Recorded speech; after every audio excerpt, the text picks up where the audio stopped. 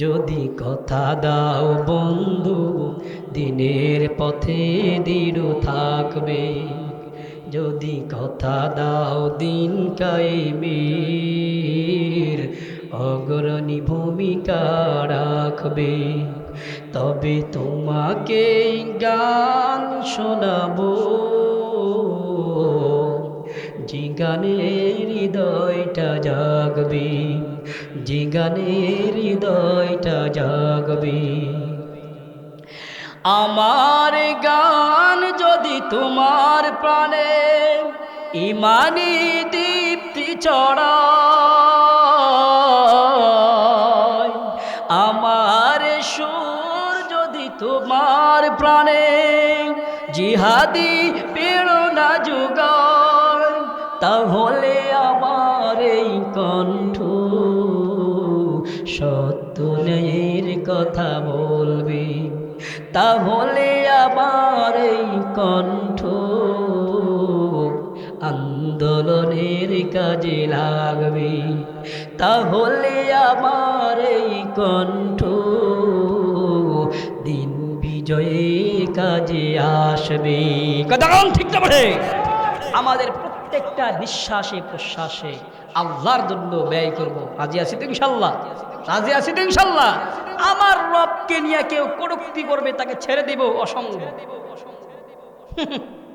দেখেন মুসিবত আসবে না কেন? এই তো কথাই চলে আসলো একটা কথা, কথাই কান দিলে মাথা আসে, বুঝলেন নাই?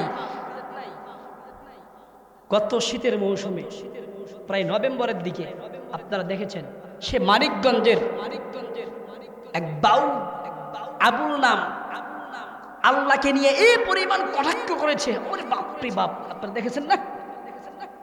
মুসলিম শাসক, মুসলিম দেশ গ্রেপ্তার করেছে, সাধুবাদ জানিয়েছি। তার বিচার কি করছে? গতকালকে দেখলাম ছাইরে দিচ্ছে। বিচার হয়েছে? তো রবকে বন্ধু বানাইতে পারে না। আমাদের দেশের শাসকরা রবকে চিনে না, আমার দেশের শাসকরা কোরআন বুঝে না, আমার দেশের শাসকরা ইসলাম বুঝে না, ইসলামপন্থী তাওহীদ জনতার ইমাম উলামায়ে কেরামদেরকে বুঝতে চায় না, যার কারণে এই জমিন থেকে বিপদ যায় না। কথা ঠিক না ঠিক?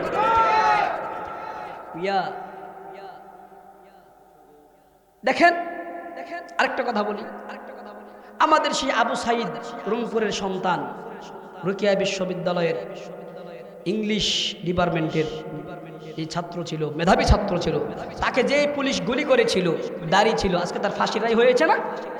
লাভটা কি তোমার? দুনিয়া নিয়ে দৌড়াইয়া তুমি চাকরি করতেছো, ভালো কথা, সম্মানের চাকরি। এটাকে যদি তোমাকে যখন অর্ডার করেছিল গুলি চালাইতে হবে, যে আসবে কথা না শুনলে সরাসরি গুলি করবে, তখন বলতো আমার দ্বারা সম্ভব না, আমি চাকরি ছেড়ে অন্য কিছু করবো। দেখতা আল্লাহ তোমাকে সম্মানে রাখতো। কথা বল ঠিক না ঠিক? সম্মানের রিজিক আল্লাহ তোমাকে খাওয়াইতো, সম্মানের পাত্র তোমাকে বানাইতো, সম্মানের পাত্র হিসাবে তোমাকে বানায়া মৃত্যুর পরে তোমাকে জান্নাত লেখা দিত। কিন্তু আজকে তুমি শয়তানের সাথে সঙ্গ দিয়া শয়তান হয়ে গেছো, আজকে প্রকাশ্যে বাংলার জমিনে তোমার ফাঁসি দেখবে বাংলার মানুষ। কথা বল ঠিক না ঠিক? এই জন্য প্রত্যেকটা কদমে কদমে রবকে আমরা চাইতো ইনশাল্লাহ। সবাই বলেন ইনশা, জোরে বলেন ইনশা। আবারও দেখছি বেহায়ার মতো বলতেছে, কি বলতেছে?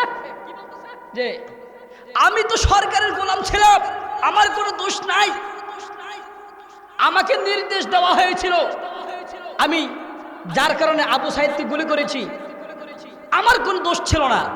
আরে নিমক হারাম। কুরআনুল কারীমে আল্লাহ তাআলা বলেছেন, এই আয়াতটা শোনাই আপনাদেরকে। আল্লাহ বলতেছে, وَمَن يَقْتُلْ مُؤْمِنًا مُتَعَمِّدًا فَجَزَاؤُهُ جَهَنَّمُ خَالِدًا فِيهَا وَغَضِبَ اللَّهُ عَلَيْهِ وَلَعَنَهُ وَأَعَدَّ لَهُ عَذَابًا عَظِيمًا। এ ভাই গভীর মনোযোগ, আল্লাহ তাআলা কোরআনুল কারীমে কত সুন্দর করে জানায়া দেয়, কোনো ব্যক্তি যদি, কোনো মানুষ যদি, কোনো মাখলুক যদি ইমানদার বান্দা বান্দিকে যদি অন্যায়ভাবে মারে, অন্যায়ভাবে যদি হত্যা করে, কোনো দোষ নাই তার, যৌক্তিক কোনো দোষ নাই। এ ভাই ওই ক্ষেত্রে যে বান্দা কোনো মুমিন বান্দাকে হত্যা করে ফেললো, ওয়া ইয়াকতুল মুমিনান মুতাআম্মিদান, আল্লাহ বলেন ফাজাযাউহু জাহান্নাম, যে ব্যক্তি মারলো একজন মুমিনকে অন্যায়ভাবে মারলো, এই জন্য যে মারলো তার জন্য শাস্তি হলো জাহান্নাম। আল্লাহ কইছে জাহান্নামে তোকে ফালাইবে, দুনিয়াতে তোর ফাঁসি হবে না, এটা স্বাভাবিক বিষয়। কতক্ষণ ঠিক যাবে? বাংলার জমিনের প্রত্যেকটা তাওহীদি জনতার লানত তোর উপর পড়েছে, ফেরেশতাদের লানত তোর উপর পড়েছে, অসংখ্য মাখলুকের লানত তোর উপরে পড়েছে। আল্লাহ বলতেছেন ওয়াগাদিবাল্লাহু, আল্লাহ গুসা তোর উপর, ওয়া লাআনাহু, এবং আল্লাহ তোর উপর, আল্লাহ তো লানত দিয়েছেন, সমস্ত মাখলুকও তোর উপর লানত দিয়েছে। তুই বিপদে পড়বি না, কে পড়বে? তোর ফাঁসি হবে না, কার হবে? তোর 14 গোষ্ঠী সহ তোর ফাঁসি হওয়ার দরকার। কতক্ষণ ঠিক থাকবে? এই জন্য ভাই খবরদার, আমাদের দুনিয়াতে অভিভাবক কাকে বানাইতে হবে? সবাই বলেন কাকে বানাইতে হবে? প্রত্যেকটা নিঃশ্বাসে, কদমে কদমে একজন মুমিন কদম বাড়াবে তো আল্লাহর হুকুমে বাড়াবে। কতক্ষণ ঠিক থাকবে? ঠিক। তো এটা গেল, সময় যেহেতু অল্প, আয়াতটা ফিনিশিং করতেছি। আমরা 1 নাম্বার রব্বি বন্ধু বানাইলাম, 2য় নাম্বার কাকে বন্ধু বানাইবো? আল্লাহ বলেন ইন্নামা ওয়ালিয়ুকুমুল্লাহু ওয়া রাসূলুহু। ভাইরে, আল্লাহকে বন্ধু বানানোর পরে 2য় নাম্বার কাকে বন্ধু বানাইতে হবে জানোনি? আল্লাহ তাআলা নিজেই নির্দেশ দিয়েছেন। মক্কার জমিনে 1400 বছর আগে আল্লাহ তাআলা এমন একজন ব্যক্তিকে বানাইছেন, এমন একজন শরীয়ত প্রণেতাকে পাঠাইছেন, যিনি হলেন শেষ নবী, আখির জামানার পয়গম্বর, আপনার আমার নবী। যেই নবী ঘোষণা করেছেন আনা সাইয়্যিদুন নাসি ইয়াউমাল কিয়ামা, কিয়ামতের ময়দানে, হাসরের ময়দানেও আমি নবীজি হলাম সমস্ত মাখলুকের সরদার, সমস্ত মানব দানবের সরদার। আল্লাহ বলেন ওই নবীকে তোমাদের জীবন থাকাকালীন, তোমাদের মৃত্যুর আগ পর্যন্ত আমি রবের পরে ওই নবীকে তোমাদের বন্ধু বানাইতে হবে। আজকে আমরা নবীকে চিনি না, নবীকে বন্ধু কেমনে বানাইবো? অথচ রসুলের সুপারিশ ছাড়া আপনার আমার কপালে জান্নাত নসিব হবে না। তখন ঠিক লাগবে? ঠিক। আমরা কি নিষ্পাপ নাকি? আমরা কি সাহাবায়ে কেরাম নাকি? আমরা কি নবী নাকি যে আল্লাহ আমাদেরকে মাফ করে দিবে রসুলের সুপারিশ ছাড়া? আজকে রসুলকে নিয়ে গালি দেয় না? কি পরিমাণ গালি আর কি পরিমাণ ব্যঙ্গ! হাই হাই রে, বাহিরের রাষ্ট্রবাদ আপনার আমার সোনার দেশেই হয়, অথচ আমরা বললাম মুসলিম শাসকদের মানে শোষণ করা মানুষ, শোষণকৃত মানুষ। ভাই আপনার আমার সামনে যদি রসুলকে নিয়ে কেউ ব্যঙ্গ করে, যদিও আঘাত করতে না পারি, জবান দিয়ে হলেও প্রতিহত করবো, এরপরেও রসুলকে নিয়ে কটাক্ষ করবে, ওই নাস্তিক বেঈমানকে ছাড় দেব না, ছাড় দেব না, ইনশাআল্লাহ। আর একটু আওয়াজ দিয়ে বলেন না ইনশাআল্লাহ। আল্লাহ কবুল করুন। ভাইরা আমার, তাহলে আমাদের মৃত্যু পর্যন্ত কাকে বন্ধু বানাইতে হবে? সবাই বলেন কাকে বন্ধু বানাইতে হবে? আল্লাহ। আল্লাহর পরে কাকে? রসুলকে। 3য় নাম্বার আর কাকে বন্ধু বানাবেন? আল্লাহ বলতেছে, এই জায়গায় এসে ভেজাল, এখানে একটু বুঝেন, শেষ করবো 1 মিনিট। আল্লাহ বলতেছে ইন্নামা ওয়ালিয়ুকুমুল্লাহু ওয়া রাসূলুহু ওয়াল্লাযীনা আমানুল্লাযীনা ইউকিমুনাস সালাতা ওয়া ইউতুনাজ যাকাতা ওয়া হুম রাকিউন। ভাইরে, আল্লাহকে বন্ধু বানানোর পরে রসুলকে বন্ধু বানাইতে হবে। রসুলকে বন্ধু বানানোর পরে এখন তো রসুল নাই, কাকে মেনে চলবেন? কাদেরকে আপনি দেখে দেখে ইসলাম বুঝবেন, ইসলাম মানবেন? কাদের থেকে কোরআন শিখবেন, কোরআন বুঝবেন? আল্লাহ বলেন যারা অন্তরে ঈমান লালন করে গো, অন্তরে যারা ঈমান লালন করে, সাধারণ মুসলমানরা, কোরআন বুঝে যারা, কোরআনের হাফেজ মুহাদ্দিস যারা, কোরআনের মুফাসসির যারা, ওয়াল্লাযীনা আমানু, এদেরকে তোমাদের বন্ধু বানাইতে হবে। এর হলো 3য় প্রকার বন্ধু। এবার 3য় প্রকার উলামায়ে কেরামদেরকে যদি আপনি আমি বন্ধু বানাইতে পারি রে, আল্লাহ বলেন তোমরা কখনো পথভ্রষ্ট হবা না, গুমরা হবা না। কারণ হইল আল্লাহর নবী বলেন, আল্লাহ তাআলা বলেন কোরআনুল কারীমে, ইন্নামা ইয়াখশাল্লাহা মিন ইবাদিহিল উলামা। দুনিয়ার জমিনে যত মাখলুক রয়েছে আমি রবকে ভয় করে সবচাইতে বেশি উলামায়ে কেরাম। উলামায়ে কেরামকে যদি তোমরা বন্ধু বানাইতে পারো রে, উলামায়ে কেরাম হলো জান্নাতি, উলামায়ে কেরাম হলো সিরাতুল মুস্তাকিমের রাস্তার মাঝি।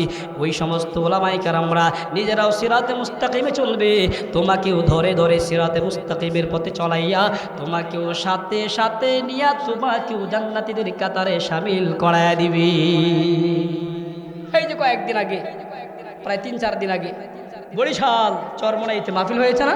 সারা বাংলাদেশের মানুষ, উলামায়ে কেরাম, বক্তা সহ সবাই, শিক্ষিত অশিক্ষিত, সরকারি লোক, সরকারি ছাড়া বেসরকারি লোক, সবাই ওখানে গিয়েছে। কেন বলে, চরমনাই যারা আছে, যারা মাহফিলটা পরিচালনা করেছে, এরা হলো তৃতীয় প্রকার মানব জাতির আসল অভিভাবক।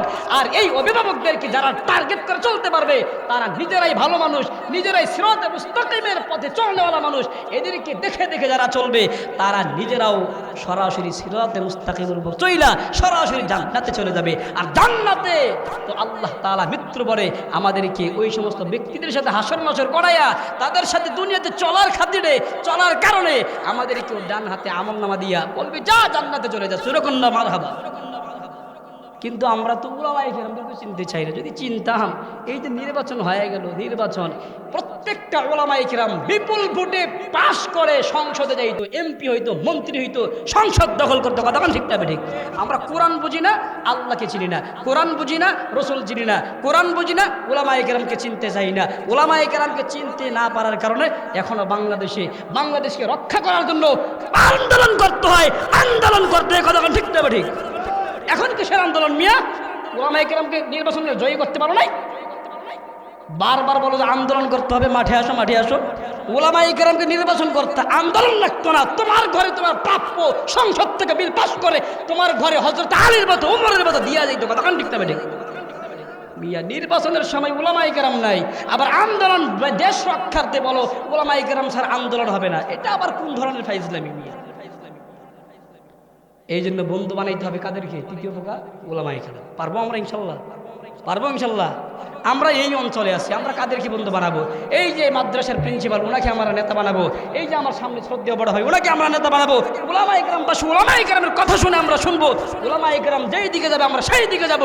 দেখবেন অঞ্চল ঠিক, পাশের গ্রাম ঠিক, এভাবে আস্তে আস্তে সংসদ পর্যন্ত চলে যাবে। সব ঠিক করা বাংলাদেশটা সোনায় সুহাগা, সোনার টুকরো হয়ে যাবে, সোনার টুকরো হয়ে যাবে। কারো ক্ষমতা নাই বাংলার জমিন নাস্তিক বেঈমান ইমানদের থেকে দখল করবে, এমন কারো সাহস নাই। যদি আমি বাংলাদেশ রক্ষার্থে, ইমানের স্বার্থে, ইমানকে পুঁজি করে কোরআন সুন্নাহ বাস্তবায়ন করার ক্ষেত্রে, আল্লাহ তাআলার দ্বীন বিজয়ী করার জন্য যদি আমরা মাঠে ময়দানে বাস্তবে উলামায়ে কেরামের সঙ্গ দেই, আল্লাহ তাআলা এই দেশে আজ হোক কাল হোক উলামায়ে কেরামের নেতৃত্বে শান্তি আসমান থেকে এই জমিনে, বাংলার জমিনে নাজিল করবেই করবে, করবেই করবে। কতক্ষণ ঠিক না ঠিক? আমরা পারবো তো ইনশাল্লাহ? পারবো তো ইনশাল্লাহ? আল্লাহ তাআলা আমাদের সকলকে নেক এবং এক বানায় দেখ। জোরে বলি আমিন, আরো জোরে বলি আমিন। ভাইরা আমার সংক্ষিপ্তভাবে শেষ করলাম। মূল কথা হলো আল্লাহ তাআলা বলেছেন তোমরা বন্ধু নির্বাচন করবা। খবরদার বন্ধু নির্বাচন করতে ভুলে যাও না। আমি রবকে বন্ধু বানাইবা, রসুলকে মানবা, এরপরে উলামায়ে কেরামকে মানবা, আর কাউকে লাগবে না। দেখবা তোমরা জান্নাতি মানুষ হয়ে যাবা। ভাইরা আমার, আমি এখন থেকে আমি আমার রবকে বন্ধু বানাবো, বানিয়ে ফেলেছি। আল্লাহ তুমি মৃত্যু পর্যন্ত তোমাকে বন্ধু হিসেবে গ্রহণ করার মতো তৌফিক দিও। এরপরে রসুলকে মানবো ইনশাআল্লাহ। উলামায়ে কেরাম আমার মুরব্বী যারা সারা পৃথিবীর হক্কানি উলামায়ে কেরামদেরকে বন্ধু হিসেবে গ্রহণ করেছি, আল্লাহ আমাকেও এবং আমার এই শ্রোতা ভাই যারা রয়েছে সবাইকে তোমার গোলাম হিসাবে কবুল করে বলে আমিন।